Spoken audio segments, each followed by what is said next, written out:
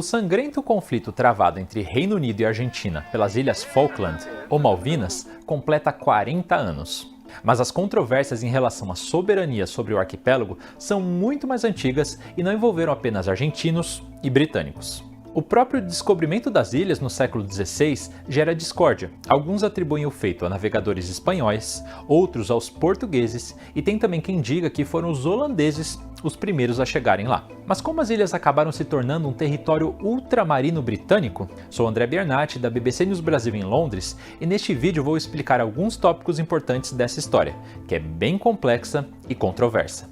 Para começar, vamos falar um pouco sobre a geografia do arquipélago. Ele fica a 480 quilômetros ao leste da costa argentina e é formado por duas ilhas principais e centenas de ilhas menores. Os britânicos as chamam de Falklands, por defenderem que o primeiro desembarque ocorrido nas ilhas ocorreu em 1690, sob o comando do capitão inglês John Strong, que as batizou em homenagem ao Visconde de Falkland, o tesoureiro da marinha que patrocinou a viagem. Já o nome Malvinas, adotado pelos argentinos, é uma referência a exploradores franceses que teriam fundado o primeiro assentamento na ilha oriental em 1764.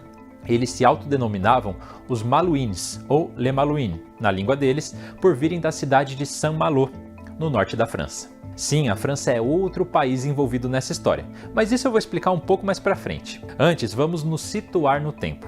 Estamos na época colonial, quando o território onde fica a atual Argentina fazia parte do vice-reino do Rio da Prata. Os espanhóis reivindicavam a posse das ilhas baseados na demarcação estabelecida pelo Tratado de Tordesilhas, que dividia as zonas de navegação do Oceano Atlântico e os territórios do chamado Novo Mundo entre Espanha e Portugal. Por isso, a Espanha disputou com outras potências coloniais da época, França e Grã-Bretanha, o controle do arquipélago. Eles expulsaram os franceses que haviam se assentado na Ilha Oriental em 1764. 3 anos depois, a França acabou concordando em ceder o território aos espanhóis. Mais tarde, em 1770, a Espanha conseguiu tirar os britânicos de Port Egmont, na Ilha Ocidental, onde eles haviam instalado sua primeira base em 1765. Essa foi a origem de uma crise diplomática entre espanhóis e britânicos que quase provocou uma guerra. Após negociações, os espanhóis aceitaram a volta de um número reduzido de tropas britânicas a Port Egmont, mas eles acabaram deixando as ilhas 4 anos depois, em 1774, alegando razões econômicas. E este é um momento chave para entender a disputa pela soberania do território. Segundo a versão espanhola, os britânicos haviam aceitado manter suas bases nas ilhas, reconhecendo o domínio espanhol, num acordo sobre o qual não foram encontradas evidências escritas. Ahí hay una zona gris que a los británicos les sirve para fundamentar el regreso, digamos, en 1833, y a los españoles y posteriormente lo que hoy es la posición argentina, señalar que los británicos estarían incumpliendo un acuerdo, que es de palabra, lo cual es extraño em direito internacional. Desde então, os britânicos defendem que seu primeiro assentamento, aquele de 1765, dá a eles o direito de posse sobre as ilhas. Os argentinos, por outro lado, reivindicariam mais tarde a soberania da região, alegando que isso seria parte da herança colonial espanhola. Tudo isso acontecia numa época de muita turbulência no continente. No século XIX, explodiram diversas lutas por independência em toda a América Latina. Em 1810, com a Revolução de Maio, o vice-reino do Rio da Prata começou o processo de expulsão dos espanhóis. Durante esses anos conturbados, as ilhas ficaram praticamente vazias e sem governo, e sendo usadas como refúgio ocasional para baleeiros de diversos países. Até que em 1816, o país que hoje conhecemos como Argentina declarou sua independência da Espanha. E para a jovem nação, a recuperação do domínio sobre as ilhas era um objetivo claro. Em 1820, um coronel fincou a bandeira argentina nas ilhas, em nome das Províncias Unidas do Rio da Prata, nome adotado na época pelo território recém-independente. Pouco depois desse gesto simbólico, um comerciante de origem alemã chamado Louis Vernet conseguiu direitos para exercer a pecuária e caçar lobos marinhos nas ilhas, e estabeleceu laços comerciais com os ingleses. Em 1829, Vernet se tornou o primeiro comandante político e militar do arquipélago, após ser nomeado por Buenos Aires. No exercício do cargo, Vernet estabeleceu um novo assentamento e estabeleceu regras para os pescadores estrangeiros. É aqui que os Estados Unidos entram na história.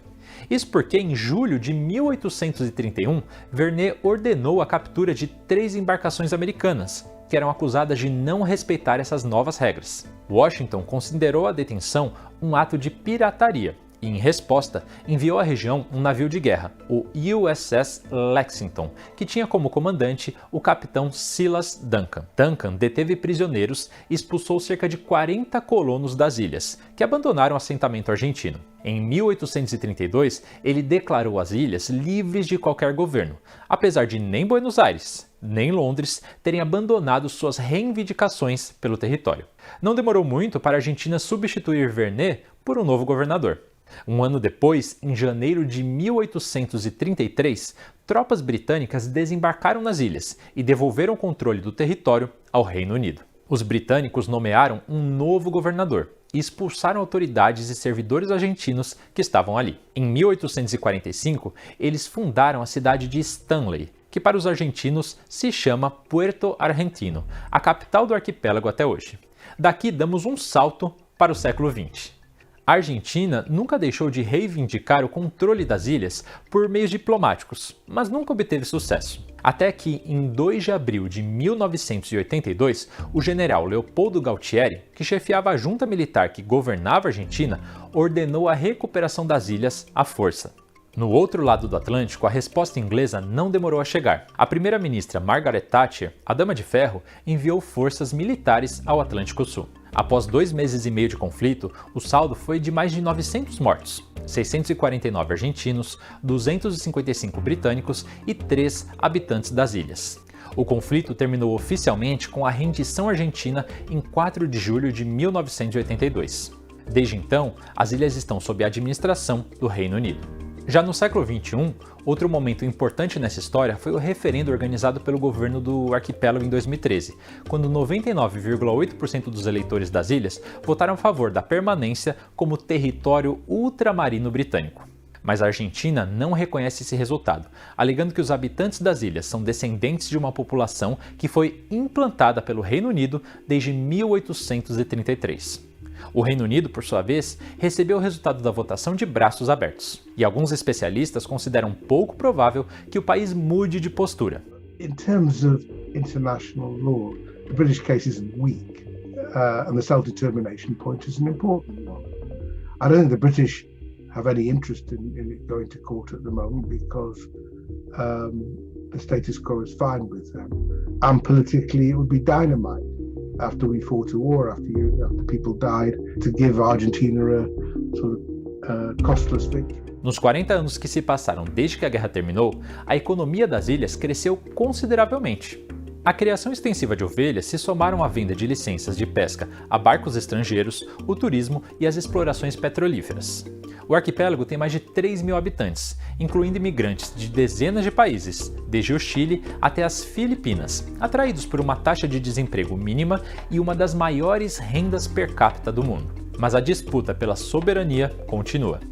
E chegar a um acordo que satisfaça a todos parece tão difícil hoje como era no século XVIII. Bom, espero que você tenha gostado desse vídeo. Não esquece de se inscrever no nosso canal no YouTube para saber toda vez que tiver vídeo novo. Eu fico por aqui. Obrigado e até a próxima.